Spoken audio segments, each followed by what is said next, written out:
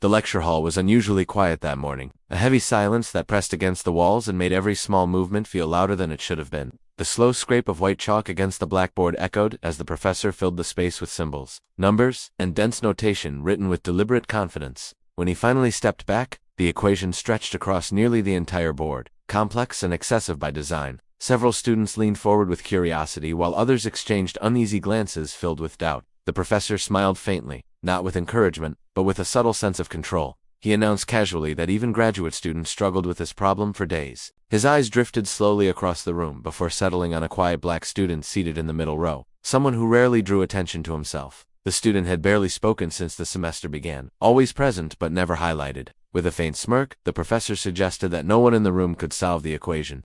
He added that success required the right background, letting the implication linger uncomfortably. A few restrained laughs rippled through the lecture hall, reflecting more bias than humor. The student remained still, his expression calm and unreadable. The student did not react with embarrassment, anger, or visible discomfort, even as the implication hung in the air. Instead, he stared at the equation with deep focus, studying it as though it were familiar territory. To him, the symbols were not intimidating or chaotic.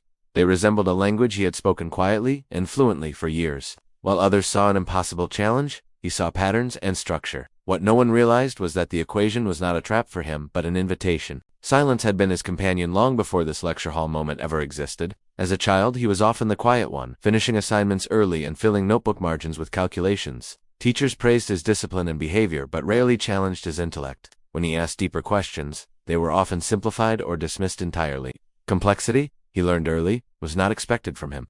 Over time, he stopped asking questions out loud. As he grew older, he learned how to blend into academic spaces without attracting attention. He observed how confidence was rewarded more loudly than curiosity or precision. He noticed how certain voices were listened to while others were ignored. By the time he reached university, he understood the unspoken rules clearly. Keep your head down, do not challenge authority, and avoid making others uncomfortable. Silence became both shield and strategy. In university classrooms, he dressed simply and spoke softly, careful not to stand out. He took detailed notes and answered only when directly called upon.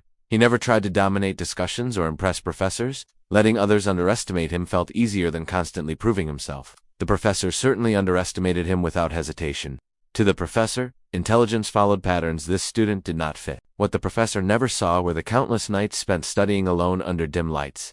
The student taught himself advanced mathematics using borrowed textbooks and online research papers. His notebooks were filled with solved problems no one had assigned or required. He explored theories far beyond the syllabus, purely out of curiosity. Mathematics was not about grades or praise for him. It was about understanding truth. For him, math was a language that felt fair and precise in ways people often were not. It did not judge his background, accent, or appearance. It rewarded patience, creativity, and discipline equally. When others slept, he studied out of fascination rather than pressure. He found joy in elegant solutions and unexpected connections. None of this was visible in the lecture hall. From the first week of the semester, patterns became clear within the classroom environment. The professor treated the lecture hall like a stage meant for performance. Certain students were clearly meant to shine under the spotlight. They were called on frequently and praised openly. Even partial answers were met with encouragement. Others faded quietly into the background. The black student noticed how the professor hesitated before calling on him. When he answered correctly, the acknowledgement was brief and restrained. When he hesitated slightly, the professor often interrupted him mid-thought. Patience seemed conditional and unevenly distributed.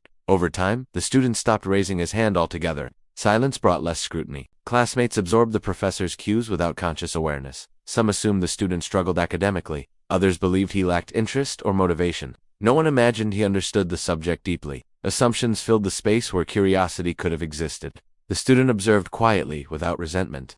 He focused on learning, not perception. As weeks passed, the professor's skepticism grew increasingly visible. He spoke often about natural aptitude and academic pedigree. Praise came wrapped in assumptions about upbringing and preparation. The language was casual but authoritative.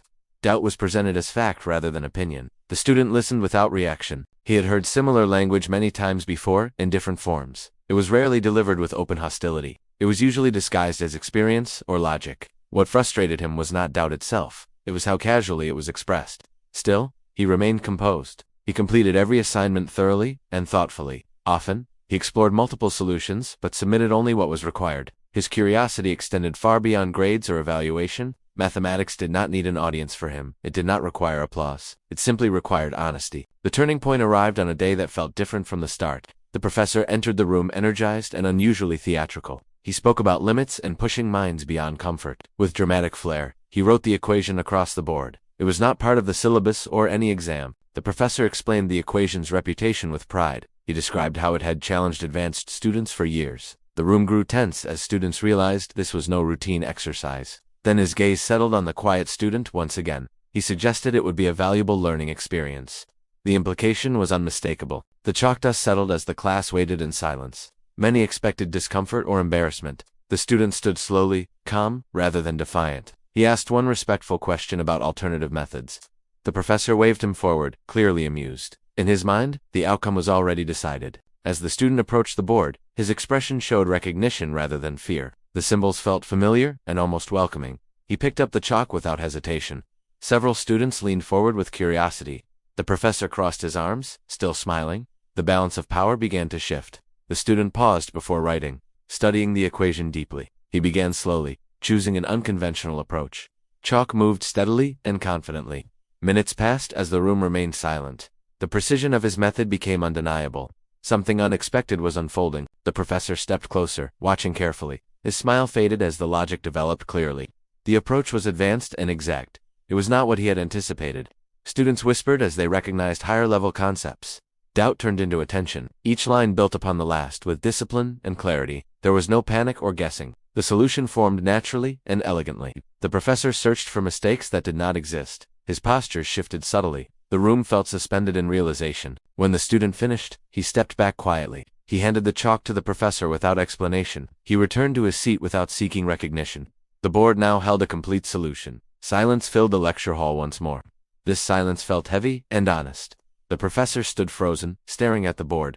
Slowly, he retraced every step. His confidence drained with each confirmation. The solution was undeniably correct. More than that, it was brilliant. The test had become a reckoning. When the professor finally spoke, his voice lacked authority. He asked where the student learned such methods. The answer was simple and unembellished. Self-study, curiosity, and time. No elite mentors were named, no prestige was claimed. Applause began quietly and grew steadily. The room filled with sound where doubt once lived. The student remained composed and still. He did not seek validation, he had never needed it. The truth spoke loudly enough. In the days that followed, the story spread quickly. Faculty members took notice. Opportunities appeared unexpectedly. The professor approached the student privately with humility. The classroom dynamic shifted permanently. Assumptions weakened. By the end of the semester, the equation faded from the board. The lesson remained deeply embedded. The professor taught with greater care and humility. Students questioned their own biases. The lecture hall transformed. Learning deepened. The student remained who he had always been, quiet, focused, and devoted to understanding. His success carried no arrogance. It was built on discipline and consistency. He did not change to be seen. The world changed when it was forced to look. Because brilliance does not need to announce itself loudly. It does not require approval or permission. It does not follow a single face or background.